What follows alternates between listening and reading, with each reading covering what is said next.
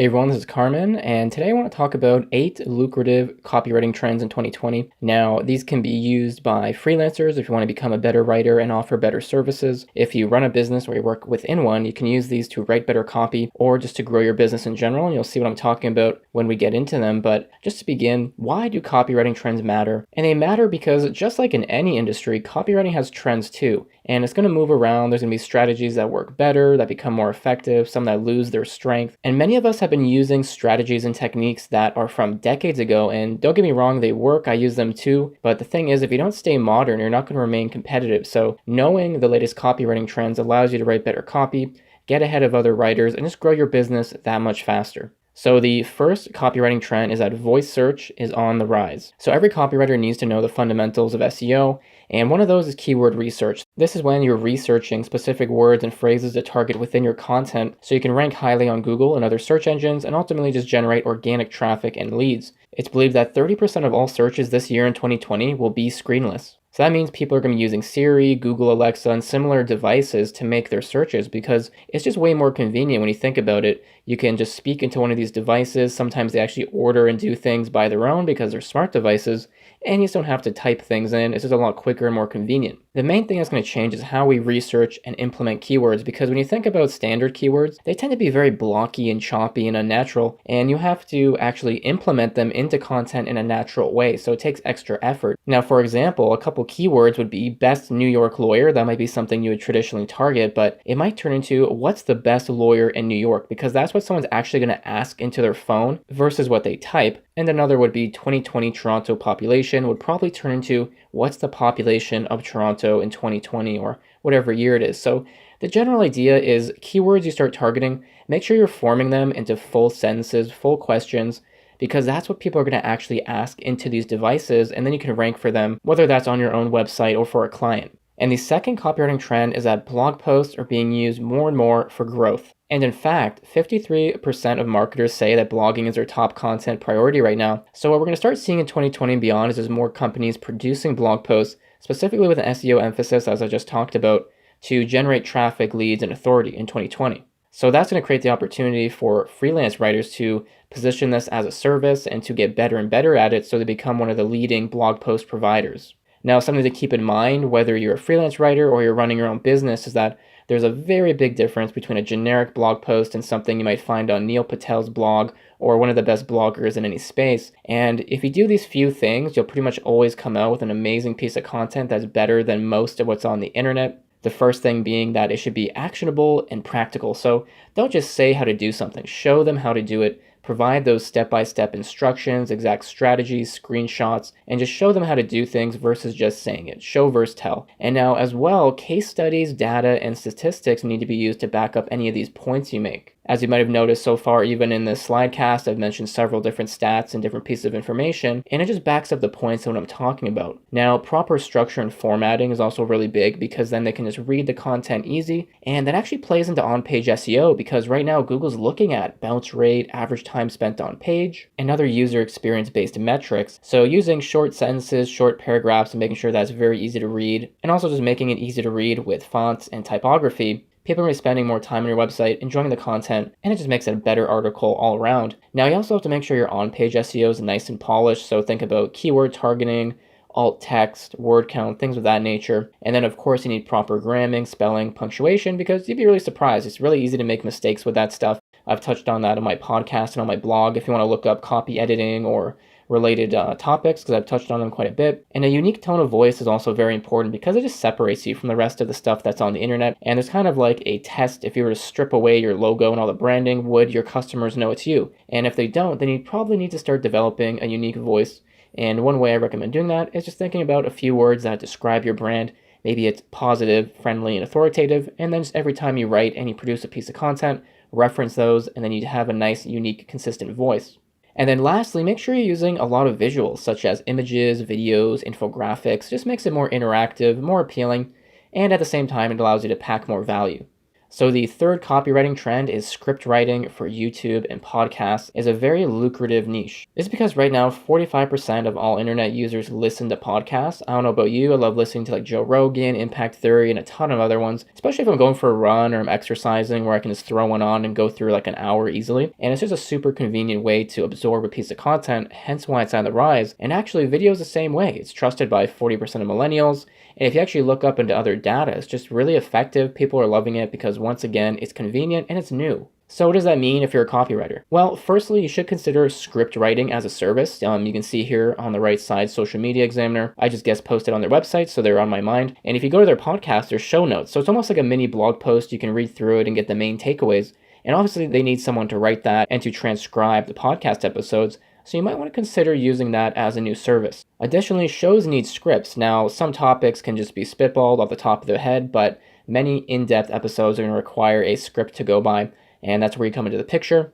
Script writers can make anywhere from $40 to $80 per minute of material they write, making it really, really lucrative. Now, of course, you can always do per word, per project, per hour, whatever your billing method is. But just in general right now, along with YouTube descriptions, things like that, you might want to consider writing scripts and show notes.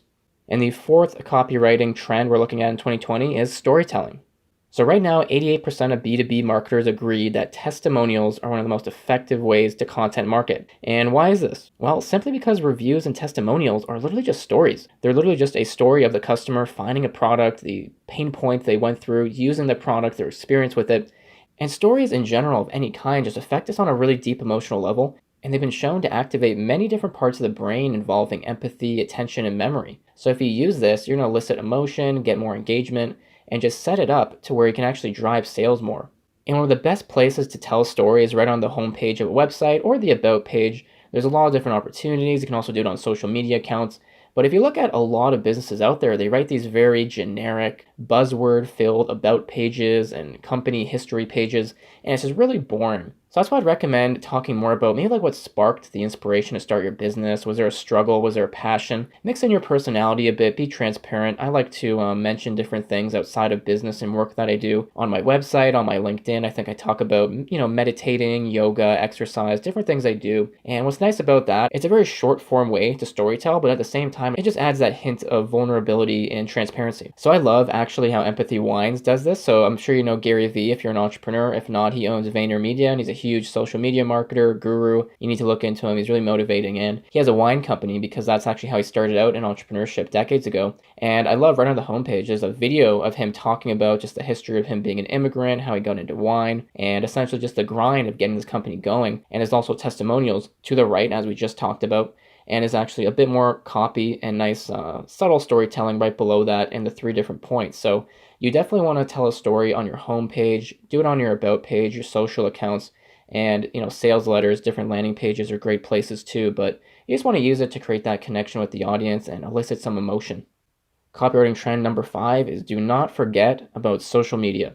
Channels come and go, but social media so far has stood the test of time. It's still really effective for promoting content, engaging with an audience. And in fact, social media usage across the United States has remained relatively unchanged over the past 4 years. It's just steadily growing, and I don't think we'll probably see a decline anytime soon, which means that you need to still know how to write good copy for social media. Now, how you write copy for all the different channels changes because they have different audiences and different rules. So for example, if you're writing on Twitter, it's all about conversation. So it's a really good channel just for directly speaking with consumers, hence why a conversational and friendly language is really good. If you look at this picture right here, this is actually a Cogeco, the service provider, talking to one of their customers over Twitter. And you can see that they talk in a very casual, friendly way. It's not super over the top. It's just, they directed it right at that consumer. And it just sounds like a friend speaking to a friend. So when you are writing on Twitter, try to achieve that. It just matches the environment and then you won't stand out. Now, if you target marketers, professionals, B2B people, etc., then you definitely want to learn how to write properly for LinkedIn. So on LinkedIn, you definitely want to keep a more professional tone, authoritative, but still keep that friendliness. You don't want to be too stiff. So I love how Databox actually did this in one of their recent posts. So it's kind of like a roundup article, but they shout out everybody there. You can see tons of people are tagged. And it's the overall text. It's authoritative. They talk about what they cover in the article, but it's not too casual, but not over the top either. It's a nice in-between. And the article, the content is going to speak for itself in terms of that authoritativeness and expertise. And copywriting trend number 6 would be writing webinar content. This is actually kind of similar to podcasting and the YouTube stuff I was talking about previously, because webinars are becoming super effective. And actually, 87% of marketers find webinars effective for generating leads, and 49% plan to partake in them more often. Now, it's also an amazing opportunity as a copywriter because webinars obviously require copy too. Someone has to write the actual webinar content. There's going to be scripts, lead magnets involved, slideshows, things of that nature. And then, of course, webinars have to be promoted. They're going to be doing ads, social media posts, and promoting them in email newsletters and other channels, which obviously needs a copywriter like you. So if you are thinking of adding in a new service or targeting a new niche, start thinking about writing webinar content, whether you're going to do it inbound or start looking for companies doing webinars and then pitching them. Copywriting trend number 7 is personalized copy is absolutely crucial these days, okay? Nobody wants to feel like a number in the system or a cog in a wheel, and that's why customers are demanding more and more personalized experiences. Every segment of a customer base is so different, from their pain points, their values, beliefs. It's all very unique, so you can't be sending out generic copy because it's not going to resonate with them all. And it's kind of like a shotgun approach, but you want to have a sniper instead.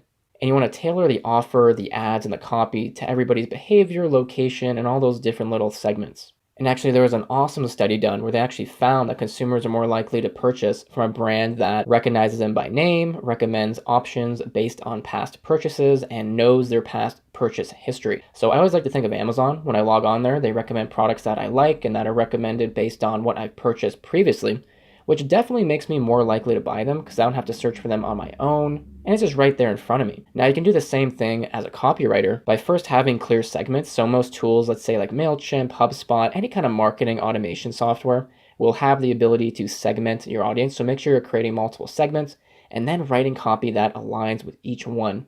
So for example, you may change the tone, the piece of content you send, the call to action, or the individual offer based on the consumer's behavior, based on their location, or maybe where they are in the buyer's journey. Now, last but not least, copywriting trend number 8 is trimming fat. I know it can be really tempting to offer customers a million different things in terms of coupons, discounts, promotions, all that stuff, but actually a really interesting study was performed that concluded 64% of consumers will pay for a shopping experience that's simplified. 61% of consumers are more likely to recommend a brand if they're simple. And brands are actually missing out on a huge market share because the simple experience in marketing is worth approximately $86 billion right now. So as a copywriter or a business, one thing I'd recommend is start maybe simplifying your ads, simplifying your copy, your offers, your landing pages, and just offering one thing at a time. Once again, this goes back to segmenting. If you have, let's say, a dozen segments, technically, yeah, you have a lot of landing pages, a lot of offers and lead magnets and things like that, but really you're only offering, let's say, one to each segment. So now just to sum up, guys, trends move really fast and you want to stay up to date on what works because it'll just improve the effectiveness and the uniqueness of what you write. Now, if you want to actually read the article I based this video on where I go in depth on all these trends, I'll throw that in the description of this video. In the meantime, guys, thanks for watching, subscribe, and I'll catch you in the next one.